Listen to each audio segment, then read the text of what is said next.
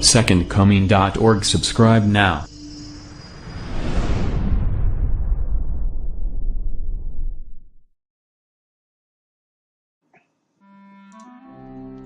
The Everlasting Gospel, number 10 in a series, The Cross and the Great Controversy. The great controversy that began in heaven between Lucifer and Christ met its determining conclusion at the cross.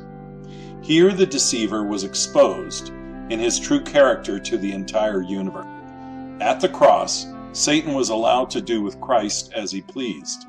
Now, the entire universe could see what sin really is and to what lengths it will go. The shame and suffering inflicted on Christ at the cross did not come from God. It came as a direct result of Satan's hatred and sin. Satan, who was solely responsible for Christ's physical sufferings on the cross, has somehow deceived Christians into believing that this suffering is the supreme sacrifice that accomplishes our salvation.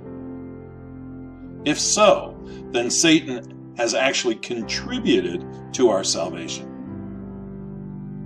The offense of the cross that Jesus endured will also become ours. What Satan and the world did to Christ on the cross, they will attempt to do to us as well. If the world today does not hate us or put us to shame, it is simply because the world does not see Christ in us. But let him be revealed in our lives through the power of the gospel, and the world will turn against us immediately. As it did Jesus, the world will hate us. John 7, verse 7, chapter 17, verse 14, 1 John 3, verse 13. Put us to shame, Acts 5:41, and persecute us to death, John 16:33, Romans 8:17 through 18, and 2 Timothy 3, verse 12.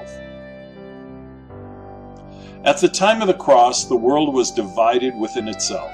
Jews were against Romans, Pharisees against Sadducees, but Christ was their common enemy, and they united to oppose him. Today, the world is also divided in many factions.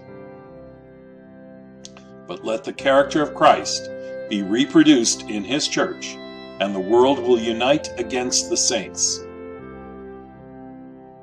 This will be the great tribulation that will come at the end of time, when the church will finally demonstrate the power of the gospel.